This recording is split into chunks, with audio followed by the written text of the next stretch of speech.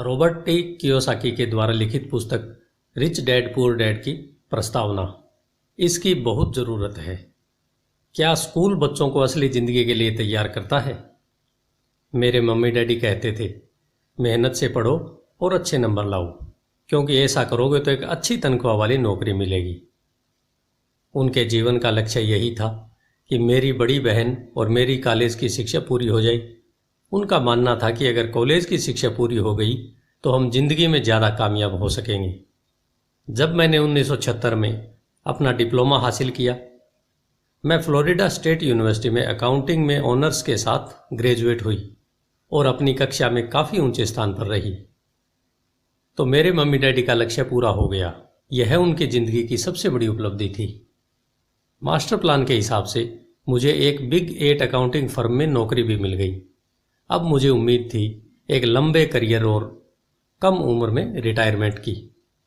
मेरे पति माइकल भी इसी रास्ते पर चले थे।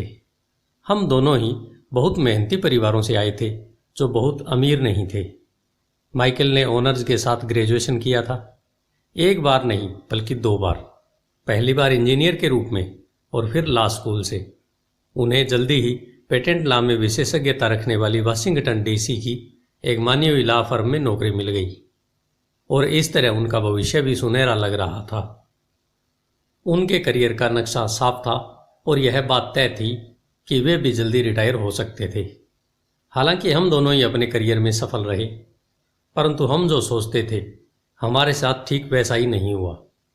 हमने कई बार नौकरियां बदली, हालांकि हर बार नौकरी बदलने के कारण सही थे, परंतु हमारे लिए किसी ने भी पेंशन योजना में निवेश नहीं किया। हमारे रिटायरमेंट फंड हमारे खुद के लगाए पैसों से बढ़ रहे थे। हमारी शादी बहुत सफल रही और हमारे 3 बच्चे हैं। उनमें से 2 कॉलेज में हैं और तीसरा भी हाई स्कूल में गया ही है। हमने अपने बच्चों को सबसे अच्छी शिक्षा दिलाने में बहुत सा पैसा लगाया। 1996 में एक दिन मेरा बेटा स्कूल से घर लौटा। स्कूल से उसका मोह भंग हो गया था। वह पढ़ाई से ऊब चुका था। मैं उन विषयों को पढ़ने में इतना ज़्यादा समय क्यों बर्बाद करूं जो असली ज़िंदगी में मेरे काम ही नहीं आएंगे। उसने विरोध किया। बिना सोचे विचारे ही मैंने जवाब दिया, क्योंकि अगर तुम्हारे अच्छे नंबर नहीं आए तो तुम कभी कॉलेज नहीं जा पाओगे। चाहे मैं कॉलेज जाऊं या ना जाऊं, उसने जवाब दिया, मैं अमीर बनकर दिखाऊंगा। अगर तुम कॉलेज से ग्रेजुएट नहीं होगे तो तुम्हें कोई अच्छी नौकरी नहीं मिलेगी। मैंने एक माँ की तरह चिंतित और आशंकित होकर कहा, बिना अच्छी नौकरी के तुम किस तरह अमीर बनने के सपने देख सकते हो? मेरे बेटे ने मुस्कुराकर अपने सिर को बोरियत भरे अंदाज में हिलाया। हम यह चर्चा कई बार पहले भी कर चुके थे। उसने अपने सिर को झुकाया और अपनी आंखें घुमाने लगा। मेरी समझदारी भरी सलाह एक बार फिर उसके कानों के भीतर नहीं गई थी। हालांकि वह स्मार्ट और प्रबल इच्छा शक्ति वाला युवक था, परंतु वह नम्र और शालीन भी था। मम्मी, उसने बोलना शुरू किया और भाषण सुनने की बारी अब मेरी थी। समय के साथ चलिए, अपने चारों तरफ देखिए। सबसे अमीर लोग अपनी शिक्षा के कारण इतने अमीर नहीं बने हैं। माइकल जॉर्डन और मैडोना को देखिए। यहाँ तक कि बीच में ही हार्वर्ड छोड़ देने वाले बिल गेट्स ने माइक्रोसॉफ्ट कायम किया। आज वे अमेरिका के सबसे अमीर व्यक्ति हैं और अभी उनकी उम्र भी 30 से 40 के बीच में ही है। और उस बेसबॉल पिचर के बारे में तो आपने सुना ही होगा, जो हर साल $40 लाख कमाता है, जबकि उस पर दिमागी तौर पर कमज़ोर होने का लेबल लगा हुआ है। हम दोनों काफ़ी समय तक चुप रहे। अब मुझे यह समझ में आने लगा था कि मैं अपने बच्चों को वही सलाह दे रही थी जो मेरे माता पिता ने मुझे दी थी। हमारे चारों तरफ की दुनिया बदल रही थी, परंतु हमारी सलाह नहीं बदली थी। अच्छी शिक्षा और अच्छे ग्रेड हासिल करना अब सफलता की गारंटी नहीं रह गए थे और हमारे बच्चों के अलावा यह बात किसी की समझ में नहीं आई थी। मम्मी, उसने कहा, मैं आपकी और डैडी की तरह कड़ी मेहनत नहीं करना चाहता। आपको काफ़ी पैसा मिलता है और हम एक शानदार घर में रहते हैं जिसमें बहुत ही कीमती सामान है। अगर मैं आपकी सलाह मानूंगा तो मेरा हाल भी आपकी ही तरह होगा। मुझे भी ज़्यादा मेहनत करनी पड़ेगी ताकि मैं और ज़्यादा टैक्स भर सकूं व कर्ज में डूब जाऊं। वैसे भी आज की दुनिया में नौकरी की सुरक्षा तो बची नहीं है। मैं यह जानता हूं कि छोटे और सही आकार की फर्म कैसी होती है। मैं यह भी जानता हूं कि आज के दौर में कॉलेज के स्नातकों को कम तनख्वाह मिलती है, जबकि आपके ज़माने में उन्हें ज़्यादा तनख्वाह मिला करती थी। डॉक्टर को देखिए, वे अब उतना पैसा नहीं कमाते जितना पहले कभी कमाया करते थे। मैं जानता हूं कि मैं रिटायरमेंट के लिए सामाजिक सुरक्षा या कंपनी पेंशन पर भरोसा नहीं कर सकता। अपने सवालों के मुझे नए जवाब चाहिए। वह सही था, उसे नए जवाब चाहिए थे और मुझे भी। मेरे माता पिता की सलाह उन लोगों के लिए सही हो सकती थी जो 1945 के पहले पैदा हुए थे, पर यह उन लोगों के लिए विनाशकारी साबित हो सकती थी जिन्होंने तेजी से बदल रही दुनिया में जन्म लिया था। अब मैं अपने बच्चों से यह सीधी सी बात नहीं कह सकती थी, स्कूल जाओ, अच्छे ग्रेड हासिल करो और किसी सुरक्षित नौकरी की तलाश करो। मैं जानती थी कि मुझे अपने बच्चों की शिक्षा को सही दिशा देने के लिए नए तरीकों की खोज करनी होगी। एक माँ और एक अकाउंटेंट होने के नाते मैं इस बात से परेशान थी कि स्कूल में बच्चों को धन संबंधी शिक्षा या वित्तीय शिक्षा नहीं दी जाती। हाई स्कूल खत्म होने से पहले ही आज के युवाओं के पास अपना क्रेडिट कार्ड होता है। यह बात अलग है कि उन्होंने कभी धन संबंधी पाठ्यक्रम में भाग नहीं लिया होता है और उन्हें यह भी नहीं पता होता कि इसे किस तरह निवेश किया जाता है। इस बात का ज्ञान तो दूर की बात है कि क्रेडिट कार्ड पर चक्रवृद्धि ब्याज की गणना किस तरह की जाती है। इसे आसान भाषा में कहें तो उन्हें धन संबंधी शिक्षा नहीं मिलती और यह ज्ञान भी नहीं होता कि पैसा किस तरह काम करता है। इस तरह वे उस दुनिया का सामना करने के लिए कभी तैयार नहीं हो पाते जो उनका इंतजार कर रही है। एक ऐसी दुनिया जिसमें बचत से ज़्यादा महत्व खर्च को दिया जाता है। जब मेरा सबसे बड़ा बेटा कॉलेज की शुरुआती दिनों में अपने क्रेडिट कार्ड को लेकर कर्ज में डूब गया तो मुझे उसके क्रेडिट कार्ड को नष्ट करने में उसकी मदद करनी पड़ी। साथ ही मैं ऐसी तरकीब भी खोजने लगी जिससे मेरे बच्चों में पैसे की समझ आ सके। पिछले साल एक दिन मेरे पति ने मुझे अपने ऑफिस से फ़ोन किया। मेरे सामने एक सज्जन बैठे हैं और मुझे लगता है कि तुम उनसे मिलना चाहोगी। उन्होंने कहा। उनका नाम रॉबर्ट कियोसाकी है। वे एक व्यवसायी और निवेशक हैं तथा वे एक शैक्षणिक उत्पाद का पेटेंट करवाना चाहते हैं। मुझे लगता है कि तुम इसी चीज़ की तलाश कर रही थी जिसकी मुझे तलाश थी। मेरे पति माइक रॉबर्ट कियोसाकी द्वारा बनाई जा रही नई शैक्षणिक उत्पाद कैश फ्लो से इतने प्रभावित थे कि उन्होंने इसके परीक्षण में हमें बुलवा लिया। यह एक शैक्षणिक खेल था, इसलिए मैंने स्थानीय विश्वविद्यालय में पढ़ रही अपनी 19 वर्षीय बेटी से भी पूछा कि क्या वह मेरे साथ चलेगी और वह तैयार हो गई। इस खेल में हम लगभग 15 लोग थे जो 3 समूह में विभाजित थे। माइक सही थे, मैं इसी तरह के शैक्षणिक उत्पाद की खोज कर रही थी। यह किसी रंगीन मोनोपोली बोर्ड की तरह लग रहा था जिसके बीच में एक बड़ा सा चूहा था, परंतु मोनोपोली से यह इस तरह अलग था कि इसमें 2 रास्ते थे, एक अंदर और दूसरा बाहर। खेल का लक्ष्य था अंदर वाले रास्ते से बाहर निकलना, जिसे रॉबर्ट चूहा दौड़ कहते थे, और बाहरी रास्ते पर पहुंचना या तेज रास्ते पर जाना। रॉबर्ट के मुताबिक तेज रास्ता हमें यह बताता है कि असली जिंदगी में अमीर लोग किस तरह पैसे का खेल खेलते हैं। रॉबर्ट ने हमें चूहा दौड़ के बारे में बताया। अगर आप किसी भी औसत रूप से शिक्षित कड़ी मेहनत करने वाले आदमी की जिंदगी को देखें, उसमें आपको एक सा ही सफर दिखेगा। बच्चा पैदा होता है, स्कूल जाता है, माता पिता खुश हो जाते हैं क्योंकि बच्चे को स्कूल में अच्छे नंबर मिलते हैं और उसका दाखिला कॉलेज में हो जाता है। बच्चा स्नातक हो जाता है और फिर योजना के अनुसार काम करता है। वह किसी आसान सुरक्षित नौकरी या करियर की तलाश करता है। बच्चे को ऐसा ही काम मिल जाता है। शायद वह डॉक्टर या वकील बन जाता है, या वह सेना में भर्ती हो जाता है, या फिर वह सरकारी नौकरी करने लगता है। बच्चा पैसे कमाता है, उसके पास थोक में क्रेडिट कार्ड आने लगते हैं, और अगर अब तक उसने खरीदारी करना शुरू नहीं किया है तो अब जमकर खरीदारी शुरू हो जाती है।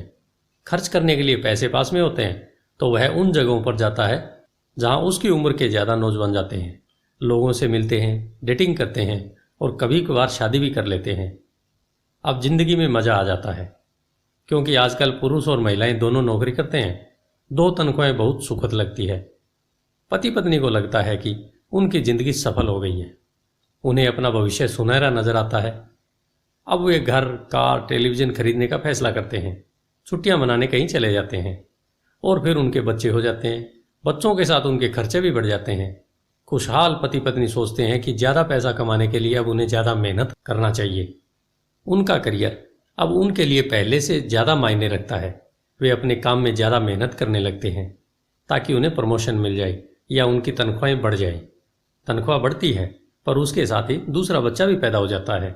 अब उन्हें एक बड़े घर की ज़रूरत महसूस होती है।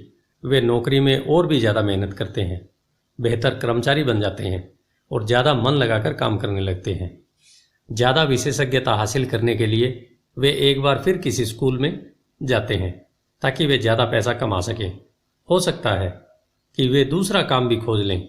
उनकी आमदनी बढ़ जाती है, परंतु उस आमदनी पर उन्हें इनकम टैक्स भी चुकाना पड़ता है।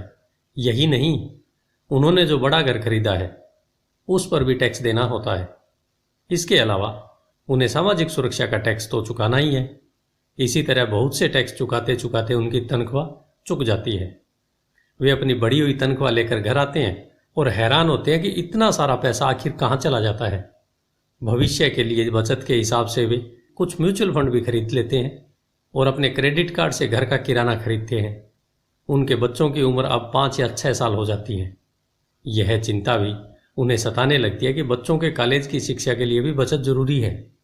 इसके साथ ही उन्हें अपने रिटायरमेंट के लिए पैसा बचाने की चिंता भी सताने लगती है।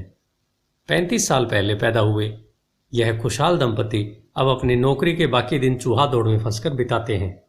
वे अपनी कंपनी के मालिकों के लिए काम करते हैं, सरकार को टैक्स चुकाने के लिए काम करते हैं और बैंक में अपनी गिरवी संपत्ति तथा क्रेडिट कार्ड के कर्ज को चुकाने के लिए काम करते हैं। फिर वे अपने बच्चों को यह सलाह देते हैं कि उन्हें मन लगाकर पढ़ना चाहिए, अच्छे नंबर लाना चाहिए और किसी सुरक्षित नौकरी की तलाश करना चाहिए। वे पैसे के बारे में कुछ भी नहीं सीखते और इसलिए वे जिंदगी भर कड़ी मेहनत करते रहते हैं। यह प्रक्रिया पीढ़ी दर पीढ़ी चलती है। इसे चूहा दौड़ कहते हैं।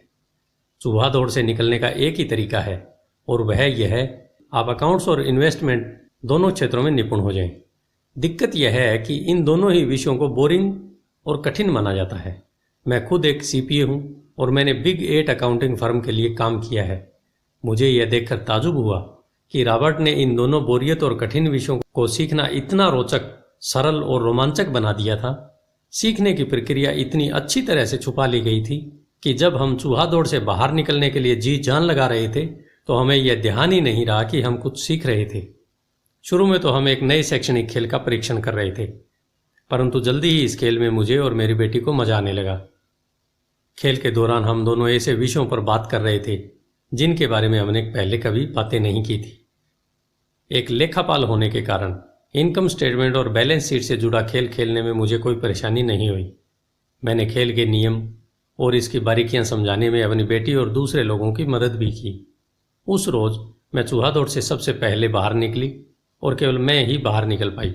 बाहर निकलने में मुझे 50 मिनट का समय लगा, हालांकि खेल लगभग 3 घंटे तक चला। मेरी टेबल पर एक बैंकर बैठा था, इसके अलावा एक व्यवसायी था और एक कंप्यूटर प्रोग्रामर भी था। मुझे यह देखकर बहुत हैरानी हुई कि इन लोगों को अकाउंटिंग या इन्वेस्टमेंट के बारे में इतनी कम जानकारी है, जबकि ये विषय उनकी ज़िंदगी में कितने ज़्यादा अहमियत रखते थे। मेरे मन में यह सवाल भी उठ रहा था कि वे असल ज़िंदगी में अपने पैसे धेले के कारोबार को कैसे संभालते होंगे। मैं यह समझ सकती थी कि मेरी 19 साल की बेटी क्यों नहीं समझ सकती, पर ये लोग तो उससे दुगनी उम्र के थे और उन्हें ये बात समझ में आनी चाहिए थी। चूहा दौड़ से बाहर निकलने के बाद मैं 2 घंटे तक अपनी बेटी और इन शिक्षित अमीर वयस्कों को पासा फेंकते और अपना बाजार फैलाते देखती रही। हालांकि मैं खुश थी कि वे लोग कुछ नया सीख रहे थे, लेकिन मैं इस बात से बहुत परेशान और विचलित थी। वयस्क लोग सामान्य अकाउंटिंग और इन्वेस्टमेंट के मूलभूत बिंदुओं के बारे में कितना कम जानते थे। उन्होंने अपने इनकम स्टेटमेंट और अपनी बैलेंस शीट के आपसी संबंध को समझने में भी बहुत समय लगाया। अपनी संपत्ति खरीदते और बेचते समय उन्हें ध्यान ही नहीं रहा कि हर सौदे में उनकी महीने की आमदनी पर असर पड़ रहा है। मैंने सोचा, असल जिंदगी में ऐसे करोड़ों लोग होंगे जो पैसे के लिए सिर्फ इसलिए परेशान हो रहे हैं क्योंकि उन्होंने ये दोनों विषय कभी नहीं पढ़े। मैंने मन में सोचा, भगवान का शुक्र है कि हमें मज़ा आ रहा है और हमारा लक्ष्य खेल में जीतना है। जब खेल खत्म हो गया तो रॉबर्ट ने हमें 15 मिनट तक कैश फ्लो पर चर्चा करने और इसकी समीक्षा करने के लिए कहा। मेरी टेबल पर बैठा व्यवसायी खुश नहीं था, उसे खेल पसंद नहीं आया था। मुझे यह सब जानने की कोई ज़रूरत नहीं है, उसने ज़ोर से कहा। मेरे पास इन सब के लिए अकाउंटेंट, बैंकर और वकील है जिन्हें यह सब मालूम है। रॉबर्ट का जवाब था, क्या आपने गौर किया है कि ऐसे बहुत से अकाउंटेंट हैं जो अमीर नहीं है, और यही हाल बैंकर, वकील, स्टॉक ब्रोकर और रियल एस्टेट ब्रोकर का भी है। वे बहुत कुछ जानते हैं और प्राय वे लोग स्मार्ट होते हैं, परंतु उनमें से ज़्यादातर अमीर नहीं होते। क्योंकि हमारे स्कूल में वह सब नहीं सिखाते जो अमीर लोग जानते हैं, इसलिए हम इन लोगों को सलाह देते हैं। परंतु एक दिन जब आप किसी हाईवे पर कार से जाते हैं, आप ट्रैफिक जाम में फंस जाते हैं। आप बाहर निकलने के लिए छटपटाते हैं। जब आप अपनी दाईं तरफ देखते हैं तो वहां आप देखते हैं कि आपका अकाउंटेंट भी उसी ट्रैफिक जाम में फंसा हुआ है। फिर आप बाईं तरफ देखते हैं और आपको वहां आपका बैंकर भी उसी हाल में नजर आता है। इससे आपको हालात का अंदाजा हो जाएगा। कंप्यूटर प्रोग्रामर भी इस खेल से प्रभावित नहीं हुआ था। यह सीखने के लिए मैं सॉफ्टवेयर खरीद सकता हूँ। बैंकर जरूर प्रभावित हुआ था। मैंने स्कूल में अकाउंटिंग सीखा था, परंतु मैं अब तक यह नहीं समझ पाया था कि इसे असल जिंदगी में किस तरह काम में लाया जाए। अब मैं समझ गया हूँ, मुझे चूहा दौड़ से बाहर निकलने के लिए खुद को तैयार करने की जरूरत है। परंतु मेरी पुत्री के विचारों से मैं सबसे ज्यादा रोमांचित हुई। उन्होंने कहा, मुझे सीखने में बड़ा मजा आया।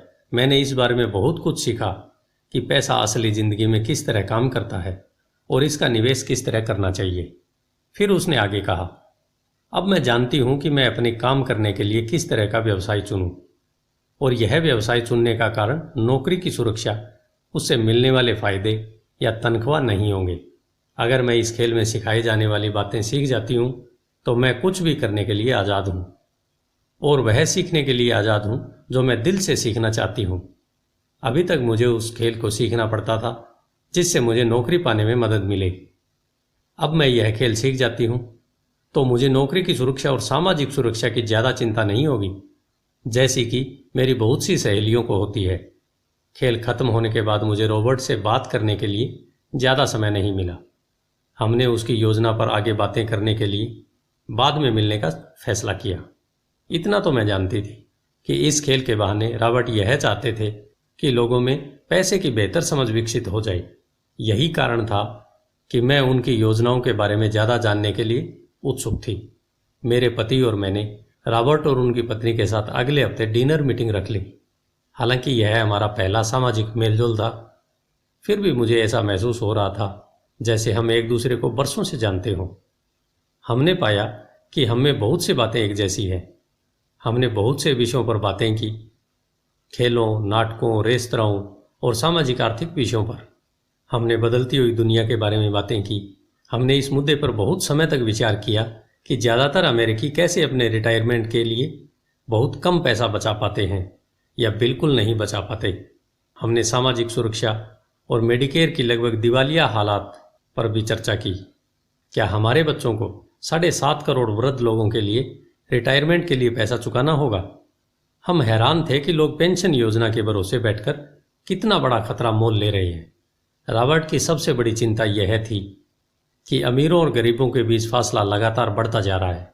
ऐसा न सिर्फ अमेरिका में हो रहा है बल्कि पूरी दुनिया में हो रहा है। रॉबर्ट स्व शिक्षित और स्वनिर्मित व्यवसायी थे। वे दुनिया भर में निवेश कर चुके थे और 47 वर्ष की उम्र में रिटायर होने में सफल हो गए थे। वे काम इसलिए कर रहे थे क्योंकि उन्हें भी वही चिंता थी जो मुझे अपने बच्चों को लेकर सता रही थी। वे जानते हैं कि दुनिया बदल चुकी है, परंतु इसके बावजूद शिक्षा पद्धतियां बिल्कुल नहीं बदली है।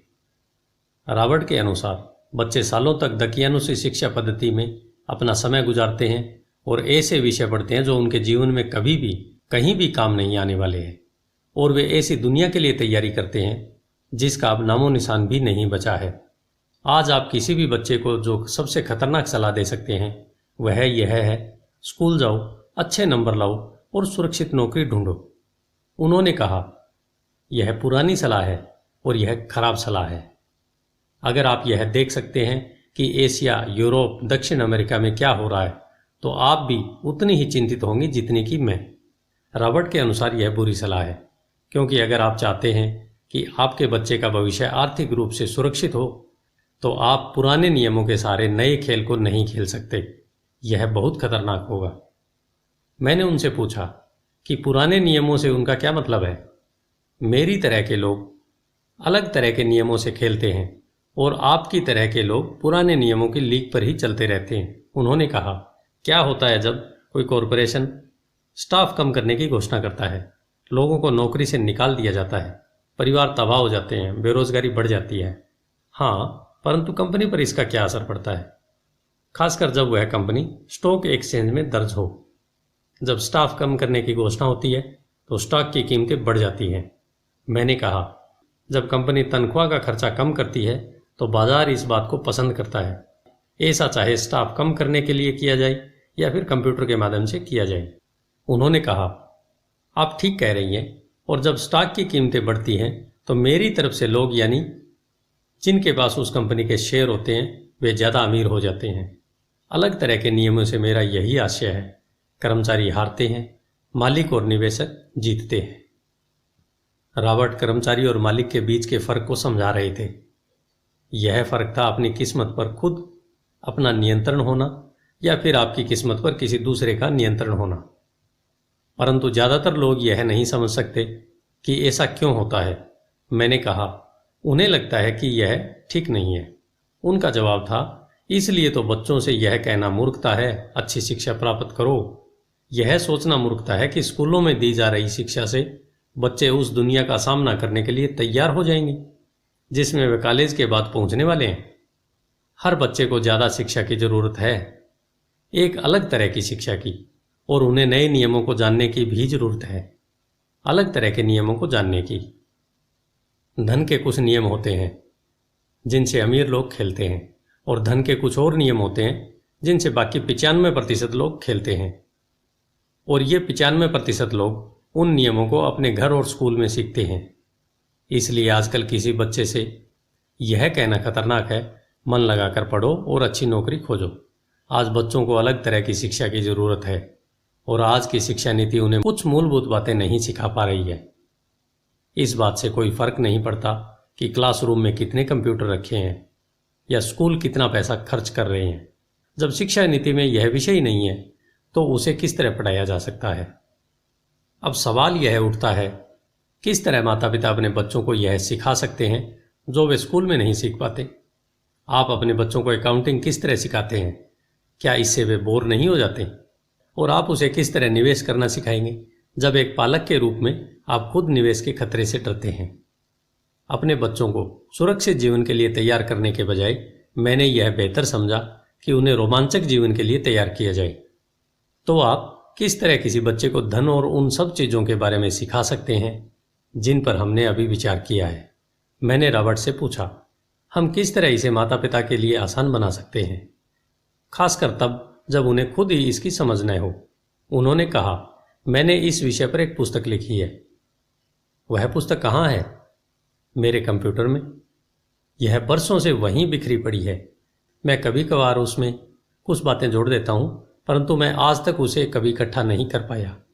मैंने इस पुस्तक को तब लिखना शुरू किया था जब मेरी पहली किताब बेस्ट सेलर हो गई थी, परंतु मैं अभी तक अपनी नई किताब को पूरा नहीं कर पाया हूँ। यह अभी भी खंडों में है, और यह पुस्तक निश्चित रूप से खंडों में ही थी। उन बेतरतीब खंडों को पढ़ने के बाद मैंने यह फैसला किया कि पुस्तक निश्चित रूप से बेहतरीन थी और समाज में इसकी बहुत ज़रूरत थी, खासकर ऐसे लोगों में जब दुनिया तेज़ी से बदल रही थी। हम दोनों तत्काल इस निर्णय पर पहुंचे कि मैं रॉबर्ट की पुस्तक में सह लेखक बन जाऊं। मैंने उनसे पूछा कि उनके विचार से किसी बच्चे को कितनी वित्तीय आय की ज़रूरत होती है। उन्होंने कहा कि यह बच्चे पर निर्भर करता है।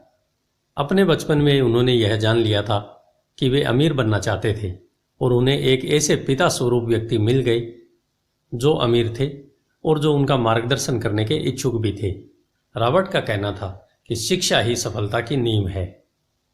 जिस तरह स्कूल में सीखी गई बातें बहुत महत्वपूर्ण होती है, उसी तरह धन संबंधी समझ और बोलने की कला भी महत्वपूर्ण होती है। आगे की कहानी रॉबर्ट के 2 डैडियों के बारे में है, जिनमें से एक अमीर है और दूसरे गरीब, जिनके जरिए रॉबर्ट उन रहस्यों को बताएंगे जो उन्होंने अपने जीवन में सीखे हैं। दोनों डैडियों के बीच का अंतर एक खास बात उजागर करता है।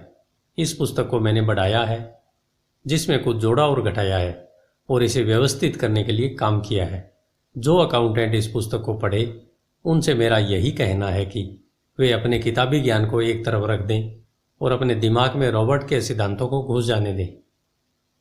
और अपने दिमाग में रॉबर्ट के सिद्धांतों को घुस जाने दें। हालांकि उनमें से कई सिद्धांत पहली नज़र में गलत लगेंगे। अकाउंट्स के सिद्धांतों की बुनियादी बातों को चुनौती देते लगेंगे, परंतु यह याद रखें कि वे एक महत्वपूर्ण दृष्टि देते हैं कि किस तरह सच्चे निवेशक अपने निवेश के फैसलों का विश्लेषण करते हैं। जब हम अपने बच्चों को स्कूल जाने, मेहनत से पढ़ने और अच्छी नौकरी पाने की सलाह देते हैं तो अक्सर हम ऐसा सांस्कृतिक आदतों के कारण करते हैं। ऐसा करना हमेशा सही चीज़ मानी गई है। जब मैं रॉबर्ट से मिली तो उनके विचारों ने शुरू में तो मुझे चौंका दिया। दो डैडियों के साथ पले बड़े रॉबर्ट के सामने दो अलग अलग लक्ष्य होते थे। उनके पढ़े लिखे डैडी उन्हें कॉरपोरेशन में नौकरी करने की सलाह देते थे और उनके अमीर डैडी उन्हें कॉरपोरेशन का मालिक बनने की सलाह देते थे।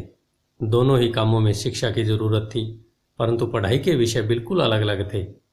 पढ़े लिखे डैडी रॉबर्ट को स्मार्ट बनने के लिए प्रोत्साहित करते थे। अमीर डैडी रॉबर्ट को यह जानने के लिए प्रोत्साहित करते थे कि किस तरह स्मार्ट लोगों की सेवाएं ली जाएं। दो डैडियों के होने से कई समस्याएं भी पैदा हुईं। रॉबर्ट के असली डैडी हवाई राज्य के शिक्षा प्रमुख थे। जब रॉबर्ट 16 साल के हुए तो उन्हें इस बात की कोई खास चिंता नहीं सता रही थी। अगर तुम्हें अच्छे नंबर नहीं मिलते तो तुम्हें कोई अच्छी नौकरी नहीं मिलेगी। वे पहले से ही ये जानते थे कि उनके करियर का लक्ष्य था कॉरपोरेशन का मालिक बनना, न कि उसमें नौकरी करना। सच तो यह है कि अगर हाई स्कूल में समझदार और मेहनती परामर्शदाता नहीं मिला होता तो रॉबर्ट कभी कॉलेज नहीं गए होते। वे इस बात को मानते हैं। वे दौलत कमाने के लिए बेताब थे, परंतु वे आखिरकार मान ही गए कि कॉलेज की शिक्षा से भी उन्हें फायदा हो सकता है। दरअसल इस पुस्तक में दिए गए विचार शायद बहुत से माता पिताओं को क्रांतिकारी और अतिशयोक्तिपूर्ण लगेंगे। कई लोगों को तो अपने बच्चों को स्कूल में रखने में भी काफ़ी मेहनत करनी पड़ती है, परंतु बदलते हुए समय को देखते हुए हमें नए और जोखिम भरे विचारों की तरफ ध्यान देने की ज़रूरत है। अपने बच्चों को कर्मचारी बनने की सलाह देने का मतलब यह है कि हम उन्हें जिंदगी भर अपनी खून पसीने की कमाई से इनकम टैक्स और भी न जाने कितने टैक्स चुकाने की सलाह देते हैं, और इसके बाद भी पेंशन की कोई गारंटी नहीं होती। और यह सच है कि आज के ज़माने में टैक्स किसी व्यक्ति का सबसे बड़ा खर्च है। हकीकत में ज़्यादातर परिवार तो जनवरी से आधी मई तक सिर्फ अपने टैक्स चुकाने के लिए ही सरकार की नौकरी करते हैं। आज नए विचारों की बहुत ज़रूरत है और यह पुस्तक हमें नए विचार देगी। रॉबर्ट का दावा है कि अमीर लोग अपने बच्चों को अलग तरह की शिक्षा देते हैं। वे अपने बच्चों को घर पर सिखाते हैं, डिनर टेबल पर सिखाते हैं। हो सकता है कि ये विचार वे न हों जिन पर आप अपने बच्चों से बात करते हो, परंतु उन पर नज़र डालने के लिए धन्यवाद। और मैं आपको सलाह देती हूँ कि आप खोज करते रहें। एक माँ और एक सीपीए होने के नाते मैं तो यही सोचती हूँ कि अच्छे नंबर लाना और एक बढ़िया नौकरी पा लेना एक पुराना विचार है। हमें अपने बच्चों को नए तरह के विचार देने होंगे। हमें उन्हें अलग तरह की शिक्षा देनी होगी। शायद हम अपने बच्चों को यह सिखाएं कि अच्छे कर्मचारी होने के साथ साथ वे अपना खुद का निवेश कॉरपोरेशन भी खोल सकें। दोनों का यह तालमेल बढ़िया रहेगा। एक माँ होने के नाते मुझे उम्मीद है कि यह पुस्तक सभी अभिभावकों के लिए फ़ायदेमंद होगी। रॉबर्ट लोगों को यह बताना चाहते हैं कि कोई भी व्यक्ति अगर ठान ले तो अमीर बन सकता है। अगर आप एक माली या गेटकीपर हैं या पूरी तरह बेरोजगार हैं, तो भी आप में खुद को अपने और अपने परिवार के लोगों को धन संबंधी बातें सिखाने की काबिलियत है। यह याद रखें कि धन संबंधी बुद्धि वह दिमागी तरीका है जिससे हम अपनी धन संबंधी समस्याओं को सुलझाते हैं। आज हम ऐसे विश्वव्यापी तकनीकी परिवर्तनों का सामना कर रहे हैं जिनका सामना हमने आज से पहले कभी नहीं किया। किसी के पास भी जादू की पुड़िया नहीं है, परंतु एक बात तो तय है, ऐसे परिवर्तन हमारे सामने आने वाले हैं जो हमारे यथार्थ से परे हैं। कौन जाने भविष्य हमारे लिए क्या लाता है, पर जो भी हो हमारे पास दो मूलभूत विकल्प मौजूद है। या तो हम सुरक्षा की राह पर चलें या फिर हम स्मार्ट बनकर खुद को धन संबंधी क्षेत्रों में शिक्षित करें और अपने बच्चों की धन संबंधी प्रतिभा को भी जागृत करें। शेरान लेक्टर। धन्यवाद। आइए चलते हैं अध्याय 1 की तरफ। Rich dad poor dad, Robert Kiyosaki के अनुसार।